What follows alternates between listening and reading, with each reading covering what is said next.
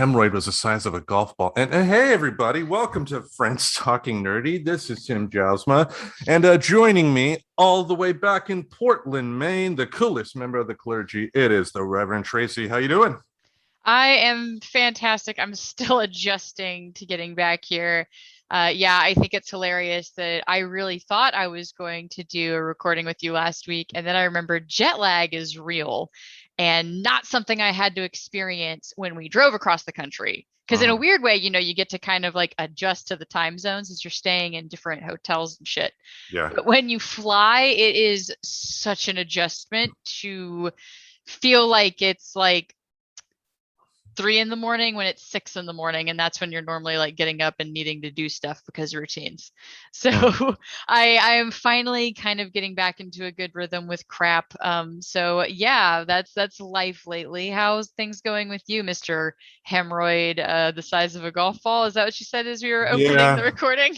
Yeah. I mean, let's, if we're going to start things out, let's start it out as awkward as fuck here. Oh, like I have not ridden a plane many times myself, but I do remember going back to Grand Rapids from Sacramento in 2005 and just being so exhausted getting off that plane that I ended up sleeping like 16 hours. Thankfully doing that allowed me to get back into the, Midwest swing of things rather quickly. But yeah, like I can imagine how tough it would be, especially for someone like you who does is more of a schedule person. I can imagine how frustrating that would be, having your internal body be so out of whack. Well, and especially because I was already going from, being a morning person, having a routine, to being completely thrown out of that, being out of my home for 5 weeks.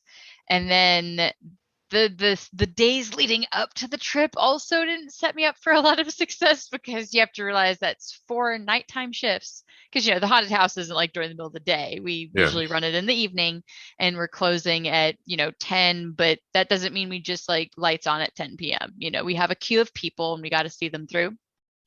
So, pretty late nights compared to what I'm used to, where I'm like crawling into bed like grandma style at like 8 and 9 o'clock, like Mhm. watching Ancient Aliens and drifting away like I love to, because that's what I do with my life. But yeah, so there are those 4 days in a row of doing the evening shift for the haunt, which was an interestingly stressful time. And I know we're going to kind of get into that because that's part of what we're going to talk about today.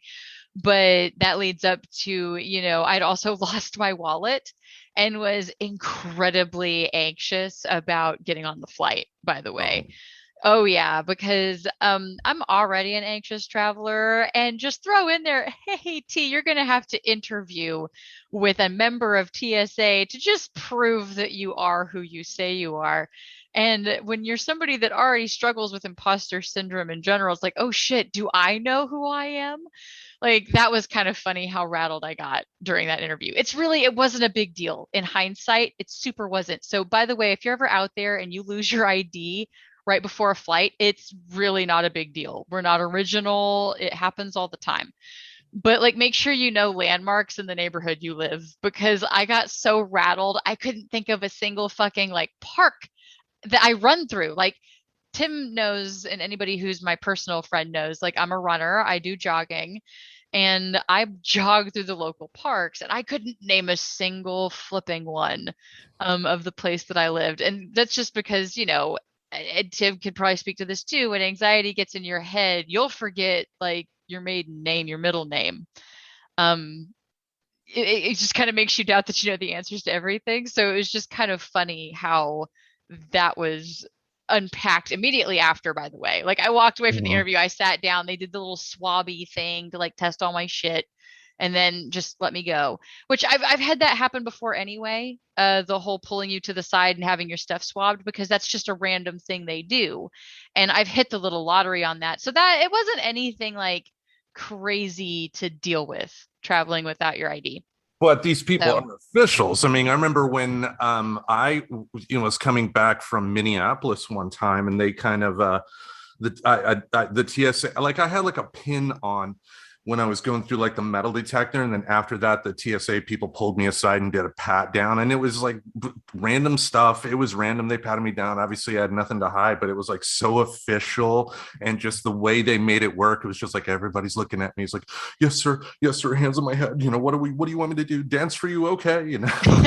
Exactly. Like, and I'm saying in hindsight that it wasn't a big deal. But keep in mind, like, I'm an anxious traveler. So even in that other time that I quote unquote won the lottery of just getting pulled to the side through a regular security check, like, I hated that. I was like, oh my God, I somehow have touched something and I'm not going to be allowed to get on my plane now. Because that's what happens when your brain, like the anxiety part of your brain, it's almost like it's just like a cat in the corner waiting on something to move so it can pounce at it. And Yep. so that situation in general, like flying already puts me in that, oh my God, I'm not going to get to the place that I need to get to. So any little shakeup to that, and my anxiety part of my brain just goes wee and takes the shit off with that. So that was really the only hard part about coming back in that sense was, Mhm. but I think for anybody who considers themselves more neurotypical, it's not a big deal. But I get like that causes normal people anxiety just because that's such a sitcom storyline of like, and then you're stuck somewhere or something. Yeah. So yeah, really, unless you're out of the country, I guess it gets a little more complicated. But I didn't have to deal with that. So fortunately, I was just going from state to state. But yeah, and then landing and then just dealing with the 3 hour difference was nuts. I had like a 2 hour bus ride. It was really like a 12-hour commute to get home, like Oof. when all was said and done. Yeah, that's a rough day, but it was worth it. I, didn't want to stay any longer than that. I was really ready to get back to, my cat, and my partner's also pretty cool, I should say. Speaking of that, let's do a debrief on haunt season. How was haunt season for you? Now, disclaimer for folks at home. Obviously, we're not going to be doing dish and dirt or anything like that. Mm. We're all professionals here. We're going to be talking about some good stories, but tell us about it. I know you told me some interesting stories, but let's tell the audience here. Yeah, yeah. I mean, really, anytime you're working with a group of people, there is going to be, bumping of heads and moments. And I am not going to sit here and air any dirty laundry to that sense. It would be foolish to try to pitch it that none of that happened, right? Yeah. And also, we were working with another haunt in what was kind of their location. So there was also that element to it. But so that brought its challenges. But what was kind of cool is most of those things worked itself out. So I did want to mention it just to kind of throw out there that my general belief that people are kind of cool and, given the right circumstances, will want to get along, was kind of nice to see played out. So it was nice to get messages hearing, in the beginning it was kind of stressful because it was like, oh, there's this bumping of heads happening. And, I joked so jokingly because I never want it to be taken in a way that I look down on any of the actors that I work with, because I don't. But I did make the joke that I felt like the stepmom, and that it was like, okay, well, my kids and my stepkids, I know you guys all like playing with the same toys. I just need you to understand that you actually want to get along. In that kind of sense. But not, I didn't want to like infantilize or like look down on them. But I am a stepmom and I don't look down on my stepkids. I just understand that sometimes when you compare adults to children, they take it offensively. Yeah. But I guess another way you can put it is like when two companies merge. And it's like, we had manager Carol and then they had manager Karen, and they really liked how Karen did stuff under Karen's days. And this Carol person that's now like come over and taken us over since Karen's left, like, I don't like their shit. There's that element of that kind of, thing that people can relate to also, I guess. Like, it's not a completely foreign concept to, understand that there's a little bit of initial head bumping that's going to happen anytime you take two existing groups of humans and merge them together. And then you add that it's a creative endeavor. And that's where, sometimes those personalities are somewhat interesting to work with. But hey, I understand I'm one of those personalities. So I get that I'm talking about me too. So that part was kind of cool to see play out. Super stressful in the beginning, but cool to see play out. In general, and just talking to other, haunt directors and people in the industry, there was a real struggle for volunteers this season. So just throwing it out there, if you were a patron of a haunt, and I'm not saying like if you rated us specifically for this, please go and update your review. Please don't hear it that way. I'm just speaking as a human that worked in a haunt, that if that was something that really killed it for you, please understand that was seemed to be a struggle across the board. That wasn't like cutting budget, not wanting to pay for enough humans to be there. We were strapped putting together a haunt during a pandemic. Everybody was. Hmm. And I'm really proud of the show that our actors put on. Like, given a lot of the circumstances of some of the nights, like, I'm not going to sit there and spell out like which nights we didn't have as many people, but there were people there with a lot of heart that really played their asses off. And I am bummed, and I do understand like it kind of stinks when you have an expectation of like a lot of bodies being somewhere and you feel it not being there. But that was an interesting thing to work through the season. Um, but yeah, it was a real kind of situation. And I don't blame anybody either. Like if somebody said, "Oh, hey, I don't want to do it this year because of the pandemic," I was like, "Oh, totally cool." Like it was kind of an interesting choice for me to make to go back to Oregon during the pandemic with all of this. But, given the Rose Quarters rules, and I knew at least with checking stuff myself that I knew who I was working with. So that was also kind of comfort for me. But I get that people needed more than that, to feel okay with being out and about. Well, I mean, I do think, yeah, people need to be a little more lenient when they're judging on stuff like this. I mean, sadly, it's not going to happen. You are going to have your customers that will complain, like, "Why am I not getting an experience I would get, get during non-pandemic times? Why am I not getting that now? I wonder why." You know, I mean, Yeah, I mean, if you think there's a worker shortage and that doesn't affect other things, like that's kind of silly, I think, yeah, personally. Like I hate to say silly because that really, me, I do try to not look directly down on people, and saying that yeah. something is silly is kind of like you can't escape what that means. But yeah, like but anywho, if you are in an area and are experiencing worker shortages, like your Wendy's are closing early or your McDonald's isn't opening the indoor area, just understand that that probably affects other things too. It definitely affected the haunted house season, and that seemed to be like everywhere, not just Oregon. I think that's probably safe to say everywhere.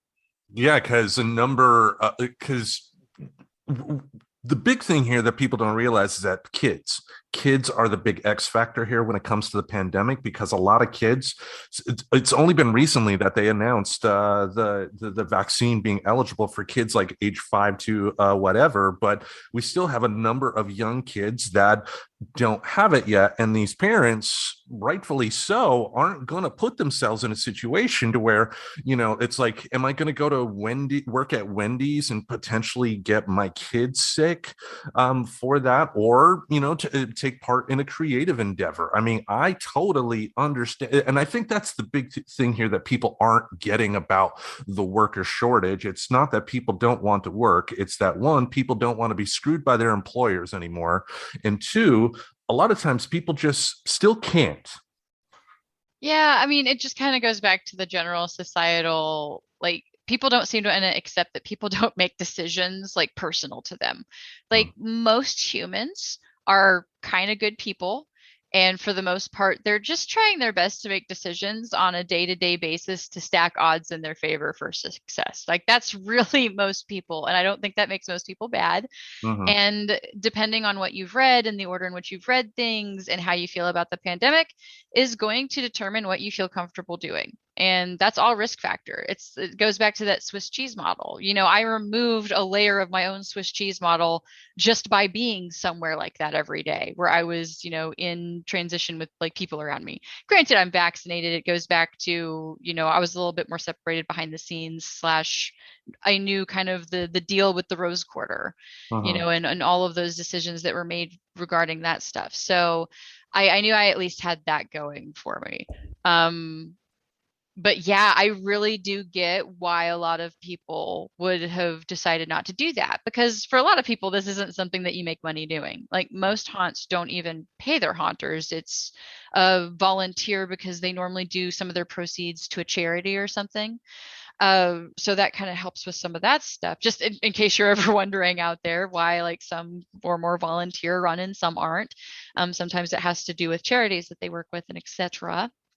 But yeah, it was just kind of it was interesting. I don't blame people for not doing that. And a lot of people do it to blow off steam, and you're choosing to reduce your risk of contracting something by not doing something that you've decided, like, well, it's a good blow off steam on a normal year, but not this year. Mhm. So I don't know. I couldn't help but respect that. I get where it was frustrating to a lot of people, but I'm like, okay, well, I mean, I'm not going to not call you next year if things are kind of more normal again. I'm hoping with the, by the way, we mentioned that vaccine news. That is pretty exciting news. And I'm hoping that that really kind of helps out with some things, hopefully for next year. That, and I think starting January 4th is going to be the vaccine mandates that essentially are going to be applied to all businesses like that have 100 employees or larger. So, essentially any large company like Walmart or anything like that will tell their workers they have to get vaccinated or else they don't have a job. you know Yeah, and what's cool is like I'm about ready to get my booster. Just side note there, because now that I'm no longer jet lagged, because when you're jet lagged, that actively fucks with your immune system. Mhm. And when your immune system's jacked with, that's not necessarily the best time to get a shot. So at least I understand what I do understand about the immune system. So I'm like, okay, well, I'm ready to get my booster now. Now, did you Uh, learn that from experience or like did you? my mother was a nurse slash I even decided to check some of her stuff, like with the great computer that resides in my pocket 99% of the time. Mhm. So it's like it's right there. So I figure, hey, I had a curious thought one day and I looked it up. I was like, okay, yeah. So there's something to that. If you're not sleeping well and shit like that, it affects your immune system, and maybe don't get a flu vaccine shot, whatever. Like just on a normal flu season. I didn't look it up specific to COVID. Mhm. It was just more of something I was like, well, I work around a lot of people right at the peak of flu season, so I sure should consider getting the flu shot every year again. Because that was just a habit I picked up doing when I worked at a pharmacy, after getting the flu the first time for real and deciding that really sucked. Yeah. When you work around a lot of people, I think that kind of warrants getting it. But I get it. Like if you're in an office of like five people in there and that's most of your social interaction, I kind of understand like why you wouldn't normally get, you know, in the before times the flu Yeah. shot. Oh But yeah. nowadays it's like, please get your shots. Like, just can we just kill all of the things that spread this way for a little bit?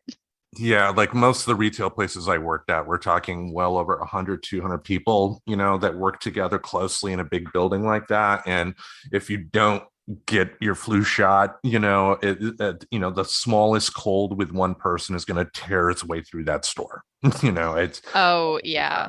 I mean, that was something that was a side note is I had a lot less like people calling out being sick than I dealt masks. with in a normal year. Yeah. Yeah, because we masks and there was also an emphasis like we had hand sanitizer everywhere back there, and I kept it at stations and things like that. And I know like a lot of people kind of carried their own as well just to kind of sanitize, their hands. Not that there's a lot of touching, because Hmm. that's kind of the beauty is you're kind of in your space and we don't touch patrons anyway, not on purpose.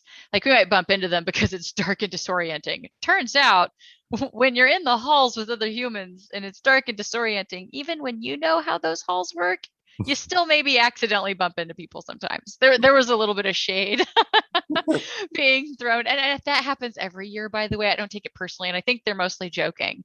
I was like, well, you said you're no touch and somebody definitely touched me. And I was like, well, we try to say that we try not to touch. With a full consent hunt. Yeah, I mean, and what's funny is I've had like some of the actors like be mortified after because they accidentally like grabbed somebody, like they tripped or something and grabbed an arm versus falling on their face. So I kind of understand why your brain made that choice. And it's like, well, I didn't get a complaint, so I think you're okay. Um, I touched my arm. It hurt. No. Well, what would you say were some of the big wins this season? What are some stories that you'll take to the old campfire next year with a smile on your face? okay, so in the first few weeks, I almost never seem to have a costume, right? Like it's usually I'm throwing a mask on and some kind of weird, stupid cape or robes or something. And the reason that does come in handy though is I usually in the huddle before we like go in for a night, I'll remind everybody like, hey, if you see me in this, I don't exist to you unless you like need something. Like if there's something urgent, like you need to use the bathroom or there's something that happened with a patron and you're like, you had been waiting to get in touch with somebody, stop me. But otherwise we had a code of don't mess with me. So it happens every year, it seems, where a parent wants to bring their child through. And it happened again. There was like an 11-year-old, right, that came through and she was already in the emergency exit because clowns, right? Clowns, not this person's thing. And I get that because there are adults, like when I worked the front room and was a ringmaster, there are people who walked in and went, no, and turned right back around and said, I don't do clowns. And then, we try to feed them into another part of the haunt. Like if there's places that don't have clowns, by the way, because it really is that common of a phobia that you have to kind of account for that. If you're going to have clowns in your haunt, you should have a plan to put them somewhere. So what happened was I happened to be there and I was like, okay, cool. Let me go in and I'll get the clowns, to leave you guys alone. And then there's no more clowns after that. And, the other person who was roaming that was a clown, we can let them know, no big deal. So I take the 11-year-old through there and I've got her like to the side and they see me and I was like, yep, don't mess with her. She's coming through, whatever.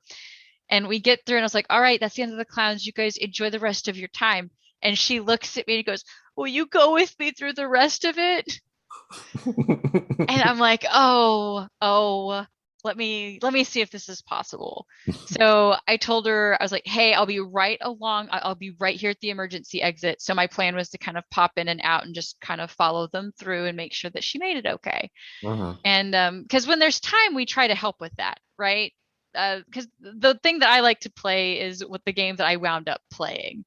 So what wound up happening is I popped out and was like, hey, the owners were in the hall still. And I was like, hey, can you cover me? Like, do you think I'm good to just escort this child through? And so what that means when I escort a kid through is I kind of hold them back with me since I know where all the monsters are and I can let them know that they're about to see the pants get scared off of their family. So it turns into this fun game, whereas, their family made them come and maybe they weren't enjoying it. But now we're making it enjoyable by me pointing out, their family getting terrorized, basically. So what was really cute, though, was by the end of it, she was basically hugging on to me. Like, my family does not have my back, but this human is going to keep me safe. Because, we went through the rest of the haunts together because I didn't go through all three. It was the second and the third one I went through with them, basically. And yeah, I just basically had her almost like a mother hen with like a little baby chick like under my wing. And the best moment that I caught was also like when I was doing this escort through. So that was to me the best moment because I've got a heart for kids. I love empowering them. And so when those moments cross with my passion for the haunt work, it's definitely always going to play into like one of my high notes of my season. So then I also got to experience what I felt was the best scare. So the best scare, one of the best ones that I feel like I even got as a front room person is if you can play like you're fake. And that sounds easy enough, but it's not necessarily the easiest skill to do, mostly because you have to time it really well. Like you have to be really good at reading them and understand like, yes, they feel safe right now. They now believe that I'm not real. And then that's when you come to life, right? So that kind of takes an interesting acting skill plus timing and ability to read people kind of combined. So I knew this person was working. We had an electric chair set up and I knew this human was working this electric chair. And so I've got the little girl and I'm letting her know it's like, ooh, we're about to come up on one of my friends over here, right? So I've got her back so she can watch her family get scared. And just when her oldest sister, I'm pretty sure, went, oh, that's fake, the actor just like goes and like brings his whole body rigid and they scream. And like he scared them so hard into the wall that there was this huge pipe that was sitting there. And I had to like move the little girl to the side and like lunge forward and catch it so it didn't fall. So it was like a really great moment. And I was like, all right, well, this is where you let the owners know like that needs to be attached to something or not in there. So Yeah. we wound up attaching it. So it wasn't a big deal later, but it's great to get to experience like a really good scare like that. Like especially when they admit verbally that they feel safe because that's when you're lucky. Like to pull it off consistently is hard, but when you've got patrons that out themselves as feeling safe, that's the best timing to like come alive. Just side note to any haunter people who are actors that are like interested in fine tuning some of your craft, like if that's a bit you like to do, that's like a delicious moment to come alive. Like just the minute they go, that's not real. Yeah, that was one thing I would like. You can even hear it in the audio that I recorded when the professor and I walked through. There was like one part that there was I, you could probably tell more about this part, but it was like a woman in a cage shaking the cage like help me, get me out of here, get me out of here. And I made the comment, it was like wouldn't it be bad on us if this was like real and she was like really needed our help? You know? So that is a trope that I have played before. That's something that I've directed before, that kind of mentality, because that is common. Like not like really having somebody in that much danger. Because just by the way, there's protocol for all of that. If there's somebody really having a bad time, they get escorted to an emergency hall.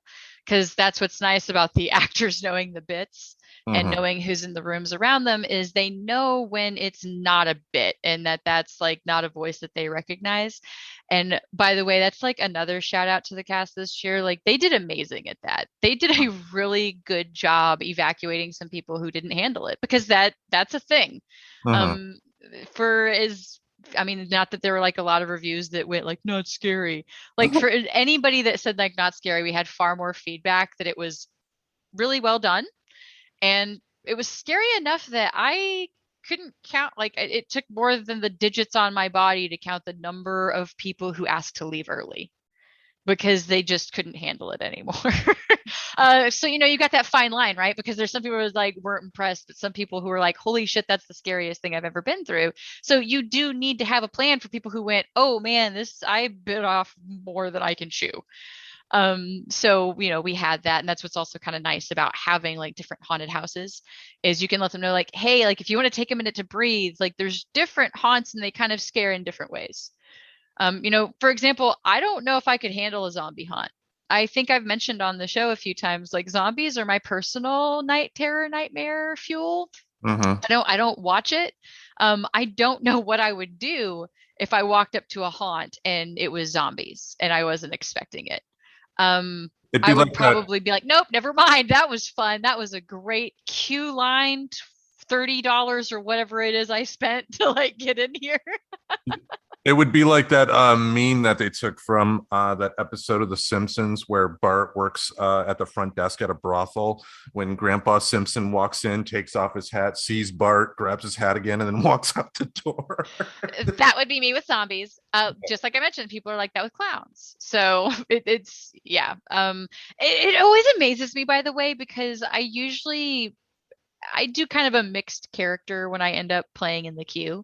Like Mhm. I do a little bit of digging as far as like what the patron mood is in the sense of I'll kind of try to find ways to ask like if they looked up what the themes were. I don't know why I was curious about that this season, and that's what kind of like came out as I interacted with the queue as I wound up asking if people looked it up. And I was honestly surprised at how many people just go in there blind and don't even look up what the theme of the place is. Mhm. So that, I mean, it's no secret that I don't go to haunted houses, but that did surprise me at how little people seem to look into it, especially for people who do have like those phobias, because you'd think you'd want to know that it wasn't touching on something that you couldn't handle. Well, it depends though. Like I noted on the episode when I recorded my, walkthrough on it.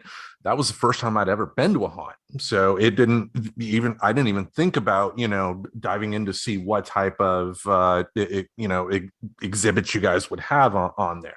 So I could see where, someone that doesn't go every single year, that it's not tradition for them, wouldn't necessarily think about finding, because they would probably just think, they're going to have ghosts, people in a sheet going boo, Oh my God. I'm so sad if that's ever been anybody's experience of a haunted house.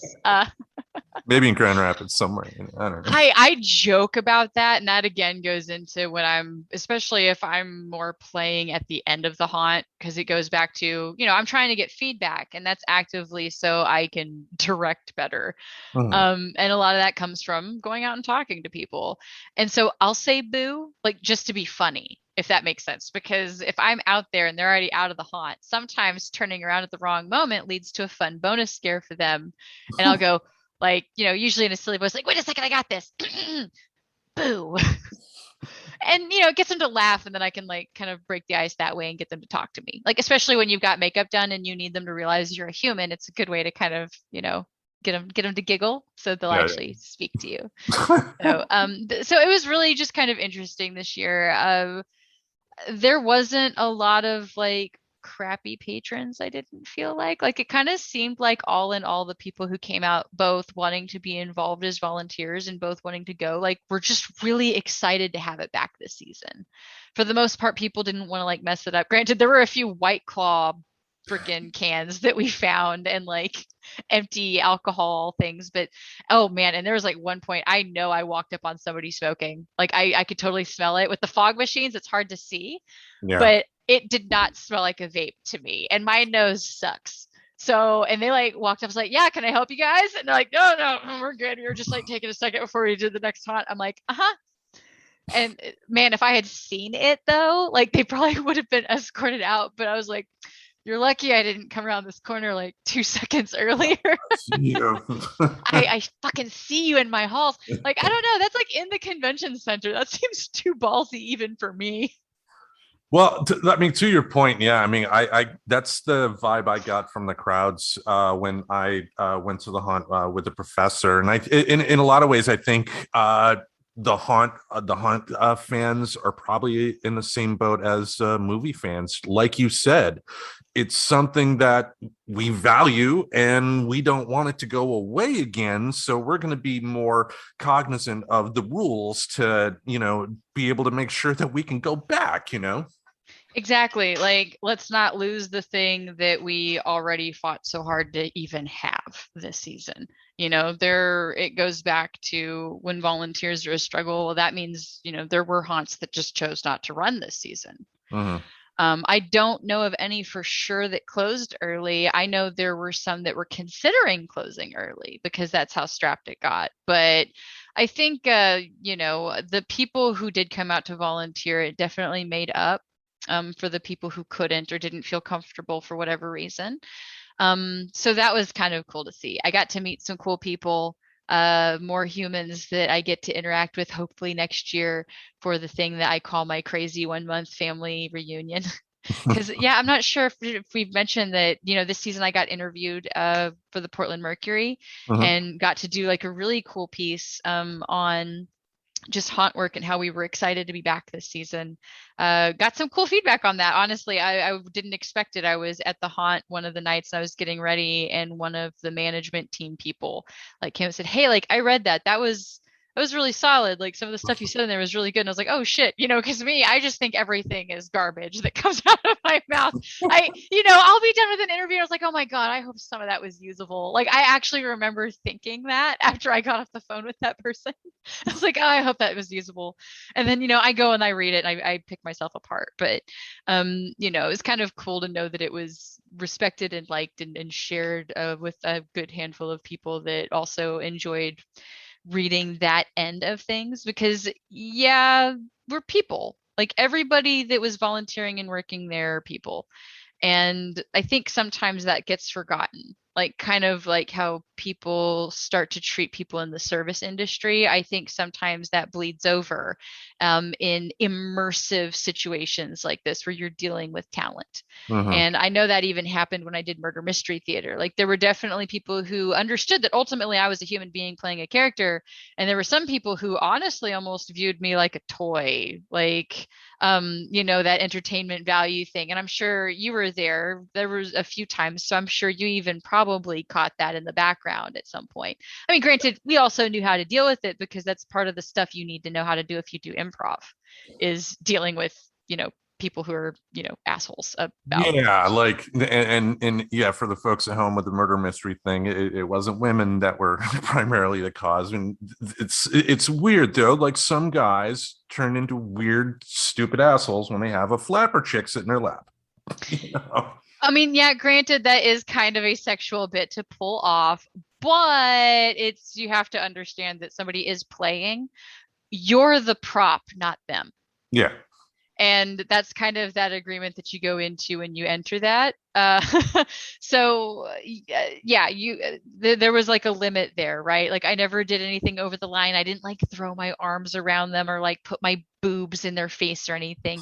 I pulled off one slightly embarrassing bit that would make them blush and make their girlfriend or wife or whoever just like giggle hysterically. And I had already played that table to understand that that was the result that I would get.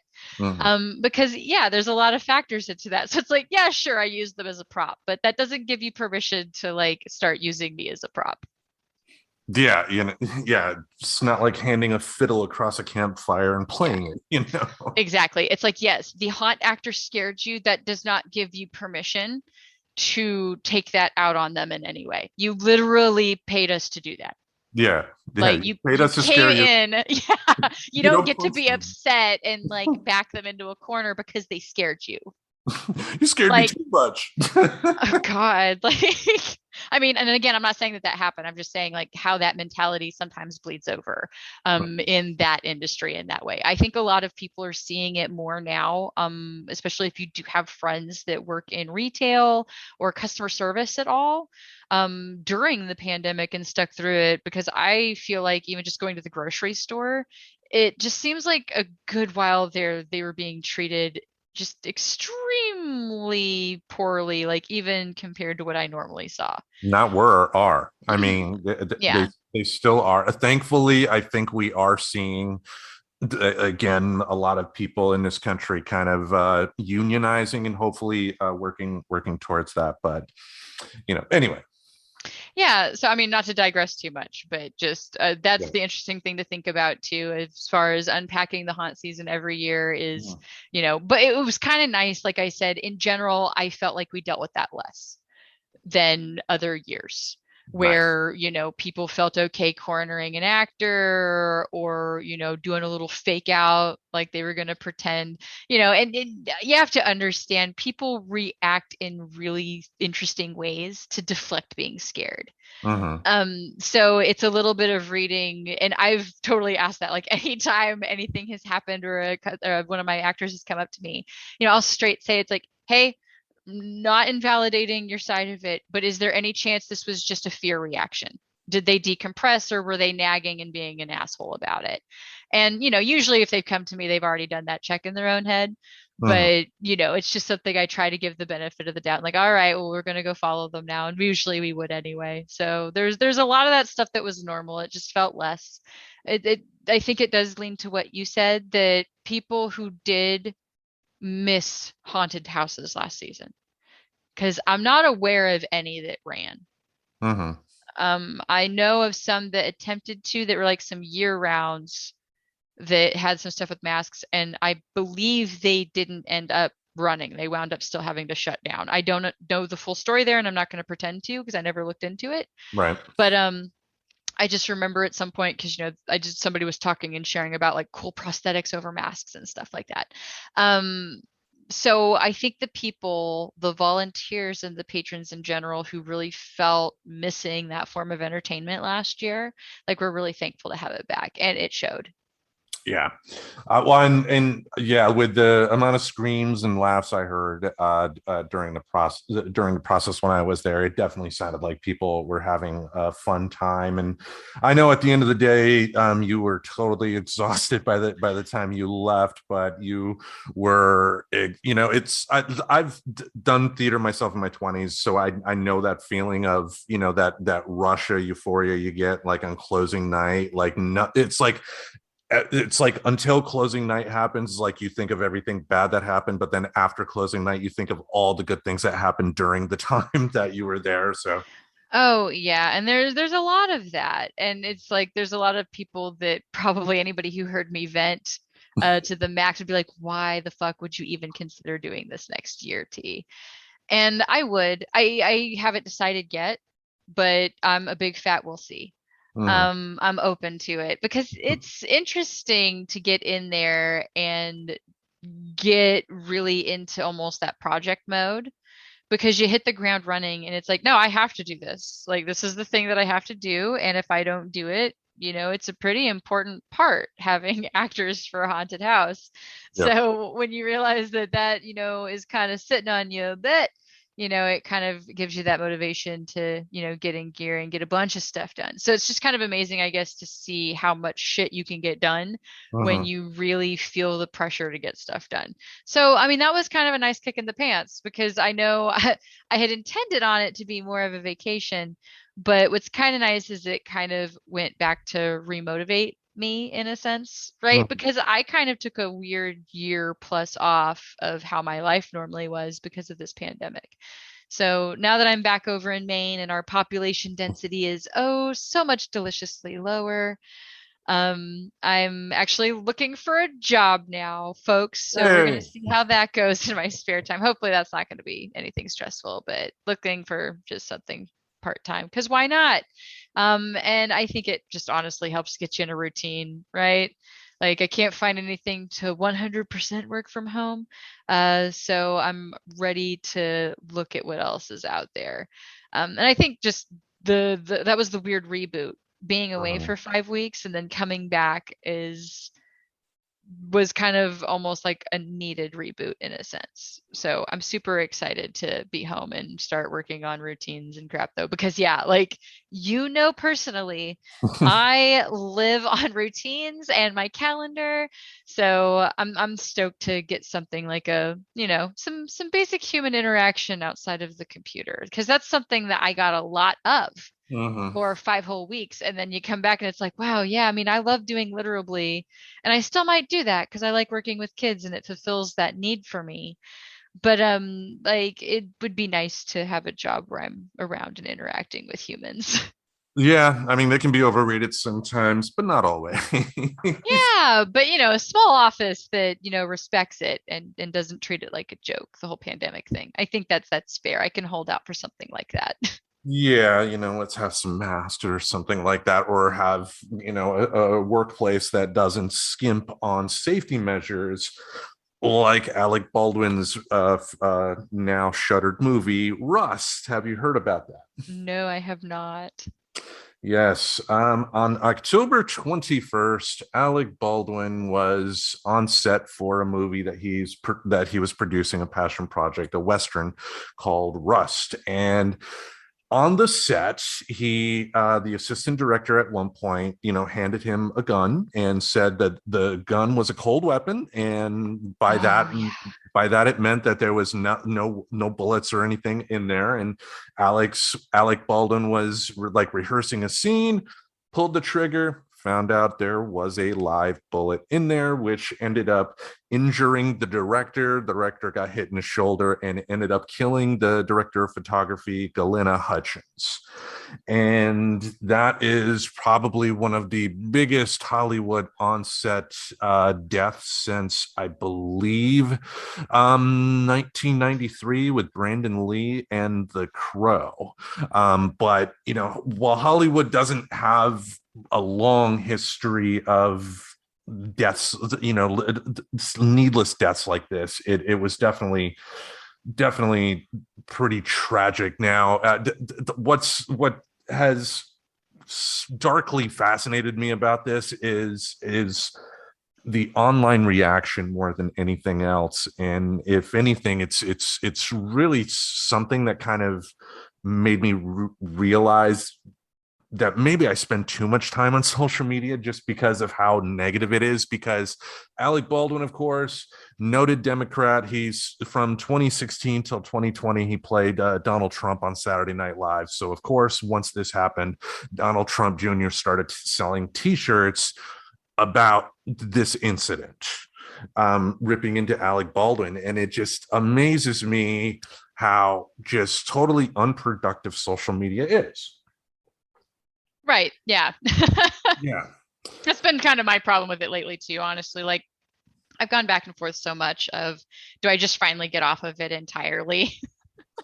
And that's the thing, because like it sounds easier than it is, especially when you have a creative endeavor like this, because how else am I going to get the word out to as many people as possible about the podcast without using a tool like social media? Because a tool in and of itself is not necessarily bad. However, we've discussed many times on the show, and it is common knowledge that the companies like Twitter, like Facebook, they make their most money by monkeying around with the algorithms to encourage people to hate more. And it's just disheartening going on and seeing people, just like calling people the worst people in the world because they have a different opinion on a movie. you Hmm. know and Well, that's what sells. It goes back to like even marketing is kind of taking a lot of advice from that little bit of, how we are as social creatures is Mhm. oddly enough, we do bond over negative more. So that's kind of part of all of the weird social media hate. Just a weird little digression there, me and my psychologically nerding. Yeah. And overall, I just find it. I mean, it's obviously a sad situation that this woman died. She died needlessly, And Hollywood does not need, weapons that shoot blanks, because even a blank still has like a wad of paper in that bullet casing. For it to look like a gun going off, there still has to be a projectile, and even that projectile, a wad of paper at the right distance, could seriously hurt you or kill you. There was another Hollywood onset death in '84 on the set of a TV show, and this guy was like in between a shot. The guy was bored and grabbed a prop gun. It had a blank in there, and he did the whole Russian roulette thing. Put it up to his head, didn't realize the blank was in there, pulled the trigger, and it didn't like go into his head, but it broke his skull, and the skull like damaged his brain, and he died within a week. Bullets are not needed. Like I think of the movie Once Upon a Time in Mexico. Robert Rodriguez did an entire gunfight with the computer. The actors only had dummy guns. The guns didn't fire anything. With his computer, he was able to put in the gunshots. He was able to put in the bullets, the empty bullet casings flying everywhere after they were used. This can be done on a computer. There are apps you can download on your iPhone or Samsung device that a 15-year-old would be able to use to do this. It's like this should have been done a long time ago. Yeah, it just seems like an unnecessary risk these days, like with how much we've come along with like, digital editing on video and the ability to add in those effects. Uh-huh. It seems unnecessary. However, I will say, as somebody who was raised in the South of gun toting knowledge and things of such, it's pretty common knowledge, just throwing it out there, that you always treat a gun as if it is loaded with a live round. Always, you always, always, always. So, in a sense, I also could see harping on like a people need to be trained how to actually handle guns if they're expected to be handling guns for work. Yeah. And that goes to, though, that they don't need to be trained on how to handle the guns. If you just fill the fuckers with lead or whatever, just like, make fakes, because you don't need to like destroy an operating one. But, Uh-huh. make fakes and just actually use the technology that we already have. Yeah, because while Alec Baldwin I would be shocked if he faced any sort of criminal charges for this. I think based on the evidence that is out, it is very clear. He's as far as he's as much of a victim as the people that got shot in this particular case. However, he was also producer on the movie, and as producer, he is very much liable for what happened on that set because word has come out that this production cut corners. And what happens when you cut corners? Accidents happen, and cutting corners on safety measures, that's a big red flag right there. To your point, yes, if they had followed the safety protocols that should have been in place, it wouldn't have happened. But also it's also a movie. A movie, it's not hunting. Because I agree with you on guns. I'm not a person that thinks guns should be taken away from people. I Right. just think that I think that there should be background checks, there should be training, there should be common sense stuff. But it's just like on a Hollywood set, are they really needed? But that's a different story for a different day, as well as the social media thing. This just really got me thinking that like at least Twitter is like pretty much a dumpster fire at this particular point. It's just like, for the show we still have to keep a presence for it, but it's just like, why am I there with that much negativity, with everything having to be an argument? And I don't know, what do you think? Oh gosh, we could have an entire episode on social media and stuff, but it is kind of funny that you bring it up just because it's something that I've thought a lot about. I've started, I do that. I tinker every now and then with what I put out there into the world. Uh-huh. And lately it's like I've kind of, since, learning how to actually use the business suite properly, for, what social media, my pages that I do have involvement in, which is, the Friends Talking Nerdy page. I can also operate Fearlandia. And then there's my personal one for There Is Life After Trauma. What's nice is that allowed me to take some of the stuff off my phone, because using Business Suite, you no longer have to have it on your Instagram. And Uh-huh. so I can actually use Instagram for a little bit more personal stuff. And that's what's like, oh, now I'm understanding why people have 3 different Instagrams.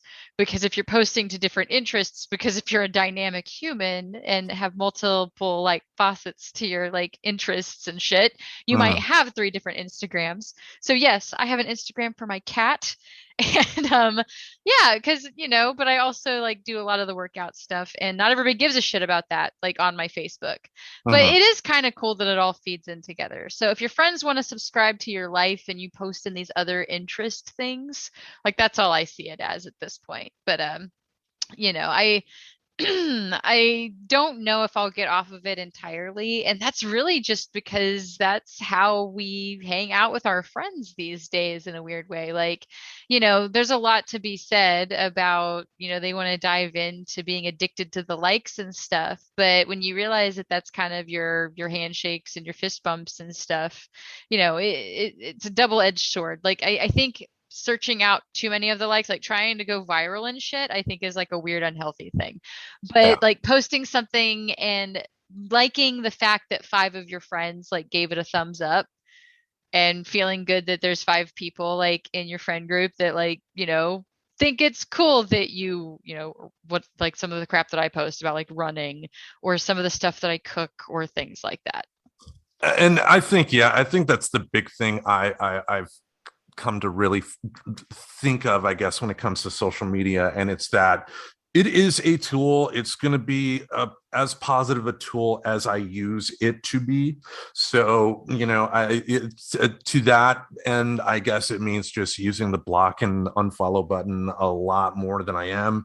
And also using my outlets to be a little more on the positive side, not doing something as simple as saying I don't like a movie, because I may not like a movie, but that may start an argument with a complete stranger who may absolutely love that movie. So, I got no problem not doing that because we got the show.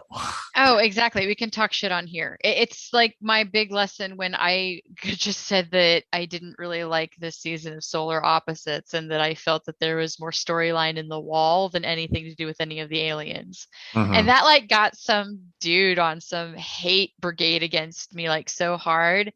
And it's really funny when you see it escalate too, right? Because there's Mhm. this weird bullying behavior that people do, and it's just an asshole move, I guess. But just going and reading anything that's public on your profile just to make you feel like they looked at you. You know what I mean? Like, I don't know if you've had people do that, and maybe it's because I present more femininely to the world. You know, Mhm. my profile picture, that, maybe that's like some, because it's always dudes that do it. Like, it's never anybody that I've perceived as being feminine, but Right. it's when I piss off some dude, he'll go and say, like, pick some weird one liner from my bio or mention like the color of my hair or like my shirt or something. Like, it's always some physical thing or like something that I know is on my public facing page. Like, and I can't help but unpack that and be like, you're just trying to make me feel unsafe. And it's just like I decided I don't need that. And since that seems to be the only arena in which that happens, I don't do it anymore. So that really was like the last time was that solar opposite situation that I think we talked about on the show actually, Yeah, because as it happened. I was so floored. And I think you had even gone back and read some of it back when that happened, that escalated the way that it did. And I'm like, it surprises me like that Facebook doesn't care about that stuff, by the way, because that is a physically intimidating action, but because it doesn't meet like a list of criteria for them to remove it, they don't care. So it's Yeah. funny because people will have something that they've said taken out of context and end up in Facebook jail for something that was said with no malintent, but because it was a technical word that was said. I Like, got you. I've had that happen to friends. Like, it hasn't happened to me. I guess I'm so fucking boring that I haven't even had Facebook jail ever, knock on wood. But yeah, like but because it doesn't mean a technicality, Facebook doesn't care. And I'm like, see, this is where I just don't feel the need to interact on that public sort of level anymore. Yeah, I mean, because I remember Facebook ended up removing an old post I did. It was a post I made during a like an all-store meeting at Apple, and it was a screenshot from an episode of Family Guy. It was the episode "I Love Jesus," where Peter was all happy about the song "Surfing Bird," and like halfway in the episode, like Stewie is so upset at it that he puts a gun in his mouth. And I screen capped that and just put that, and they ended up like deleting it, saying that I was encouraging self-harm or something like that, when it was just my reaction to being at a store meeting. Oh my God. You Funny. That's know? funny though. Yeah, they're So that, more worried about that, but you can start an insurrection just fine. oh my God. Sorry, that is kind of funny though. Yeah. But anyway, I think we'll wrap it up here so you can wrap up some good vegan cooking. Oh, yes, I am back at it. I'm super excited for that part. I have been kicking ass at running too, for anybody who follows that kind of healthy shit for the cortisol management. But yeah, it's been really nice getting back into that. Just by the way, side note, that's the other thing with the trip that I noticed when I wasn't running, I definitely felt shittier. Which is funny because you'd think you'd want the excuse to not expend energy because you're doing something that expends energy. But turns out, like, yeah, that all checks out. I need to do the cortisol management stuff, like to take care of my brain. But I am excited to get back on the regular diet again. I am making my favorite sloppy Joe recipe, so I'm super stoked about that and getting back into the plant-based lifestyle. But yeah, back into my double batching just because I like to have it around in case instead of just trying to double batch to get ready for me being gone for 5 weeks. Yeah, I'm at a point where I know I'm probably like I have a doctor's appointment on the 18th, and I'm sure my doctor is going to say, Tim, you're 45, and we think you need to change your diet, sir. And okay, Well, I will always throw it out there, my friend. If you want any of my kid approved recipes, that's a good place to start. And I don't say that again as a disrespect to children. They just have more particular palates. See, I respect kids, I think is the big like disconnect. Is I think our culture still really largely doesn't disrespect kids. So anytime you try to relate like, oh, this is kids like it, so surely Tim will love it. Well, what the fuck does that mean? Like, I respect kids. They're honest and they'll just be like, yeah, I don't like this. I'm full of this and I don't want anymore. Oh yeah, like that's what like with my kids growing up, like yeah, like if we had like a new food that we were going to introduce, we'd give them a small taste first, and also too, like put it like a small little amount, give them a bite, and then just let them do that. Because the reason we started doing that was because of my daughter. When she was first born, she had this habit when she started eating like the Gerber baby food and stuff. If she didn't like it, she wouldn't spit it out at all. And we ended up having to call her Squirrel because, like, at one point she had like balls of food just like in her cheeks that she wouldn't spit out. And I mean, she could be stubborn. I mean, she learned it from her old man. It's just like it got to the point where, we just gave up. It's like you could spit it out. No, she just, you know, the food cheeks. So. Well, what I learned is, you have to go with familiar foods, right? But you have to nail the flavor enough to win over. And so that's hard with things like mac and cheese. One of our favorites is my version of mac cheese. I actually just posted on my personal page today because we wanted nachos. And so last night I'd posted a picture of some awesome fucking nachos that we wound up making because my partner wanted to use some shredded cheese. And I'm like, nah, man, like, let me make this quick cheese stuff. It's really awesome. And it's easy as shit to do. Like, it's not even crazy complicated. But because I had leftover cheese, I just made some damn noodles today and had like a spicy mac and cheese queso thingy. So, there's ways to eat. So if you decide you want to go more plant-based, Tim, I will try to convert you. Yeah. I mean, I don't think it's going to be a full conversion. From the Midwest, I love my meat way too much. But having said that, I don't need to eat as much. Like a pound of burger, I don't need a quarter pound or a double quarter pounder or a triple quarter. Yeah, it goes back to I related a lot to like cake, right? Like sometimes if you learn certain things about your body, you make dietary changes. Like you don't have a slice of cake every night anymore. Yeah. And that's kind of what I started putting together with my body and meat and dairy and stuff like that. And it does, I feel cruddier.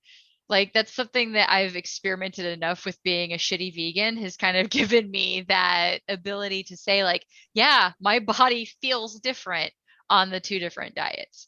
So, and it's not for everybody, by the way, because some people it just doesn't jive with their system, but it seems to work for a lot. So I'm always down to encourage people to try it out, just the healthy version. Well, speaking of that, I know during your trip here, you did venture in terms of eating other types of foods. You mentioned that with those types of foods that you ate and the somewhat lack of exercise you were not getting, how did that affect you? Oh man, no, my anxiety was getting unreal. Just, because that's something we like to be pretty bare about here on this show with that ongoing conversation of mental health like we like to have is yeah, that took a dive. That what actually made me realize I needed to do something was that I couldn't trying to think of how to phrase this because obviously I'm fine. Um, I couldn't figure out how to like sit to like lay down in bed without feeling like I was going to fall over because I had gotten so worked up with anxiety that my like major leg muscle in the front was twitching so hard. Like I was worried my leg was going to give out. And I was like standing there going, do I just fall forward into bed? Like I don't want to like try to turn and end up on the fucking floor. And that was when I was like, okay, why is your body going through this? Right. Because that's some of the stuff they teach you when they teach you cognitive behavioral therapy stuff is like some of the tools is sometimes teaching yourself that these are symptoms to unpack and get curious about rather than beat yourself up over. So I was standing there and I was like, well, I mean, you sure did have like a cheeseburger and you've been eating a lot of meat this week and you have like not even been running, dude. So what are you even doing to your cortisol levels right now?